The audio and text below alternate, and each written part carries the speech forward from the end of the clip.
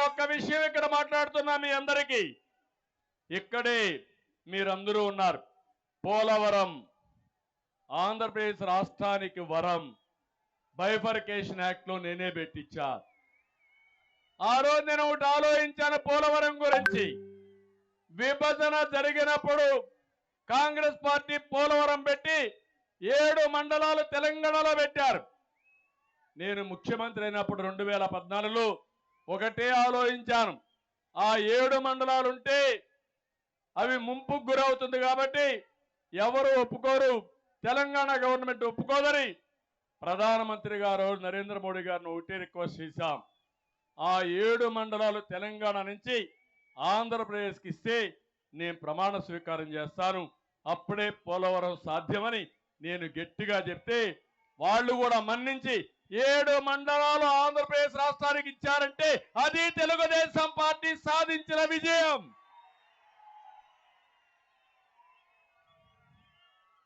అక్కడి నుంచి ఇది జాతీయ ప్రాజెక్టు, దీన్ని పూర్తి చేయాలని 72% పూర్తి చేశారు. వెస్ట్ గోదావరి జిల్లాలో మీరే సాక్షులు.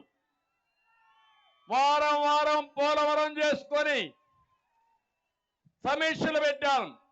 నెలకొక్కసారి పోలవరం వచ్చాను, పరిగెత్తించాను, పనులు ముందుకు తీసిపోయాం.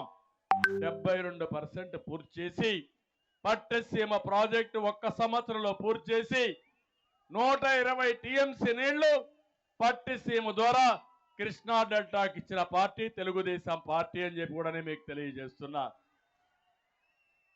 ఈ రోజు పోలవరం పూర్తయితే ఈ రాష్ట్రానికి స్వర్ణ యుగం వస్తుంది.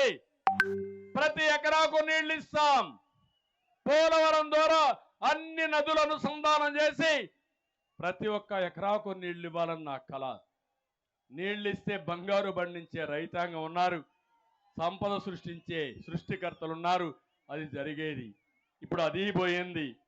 నేను అడుగుతున్నా పోలవరం ఈ చింతలపూడి సభ ద్వారా అడుగుతున్నా, డయాఫామ్ వాల్ ఏమైంది, కాఫర్ డ్యాములు ఏమైనాయి, గైక్ బెండ్ ఏమైంది? 2020కి పూర్తి కావాల్సిన ప్రాజెక్టు 2024 కాదు, ఎప్పుడవుతుందో తెలియని పరిస్థితి తీసుకొచ్చారు. మళ్ళీ ఒకటి ఆమె ఇస్తున్నా, తప్పకుండా తెలుగుదేశం పార్టీ వస్తాం, కేంద్ర సహకారం తీసుకుంటాం, పోలవరాన్ని పూర్తి చేసే బాధ్యత తెలుగుదేశం జనసేన తీసుకుంటామని హామీ ఇస్తున్నా. అది సంపద సృష్టించే మార్గం. ఈరోజు ఈ ముఖ్యమంత్రి చేసేది విధ్వంసం అని చెప్పి కూడా నేను మీకు తెలియజేస్తున్నా. ఇక్కడే మీరందరి ముందునుంది ఏదైతే ఈరోజు మనందరి ముందర చింతలపూడి లిఫ్ట్ ఇరిగేషన్ కూడా ముందుకు తీసుకొచ్చాం.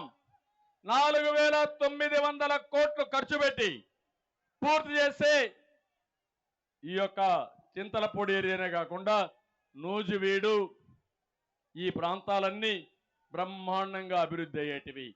అలాంటి చింతలపూడి నిలిచిపోయింది, అవునా కాదా అని మిమ్మల్ని అడుగుతున్నా.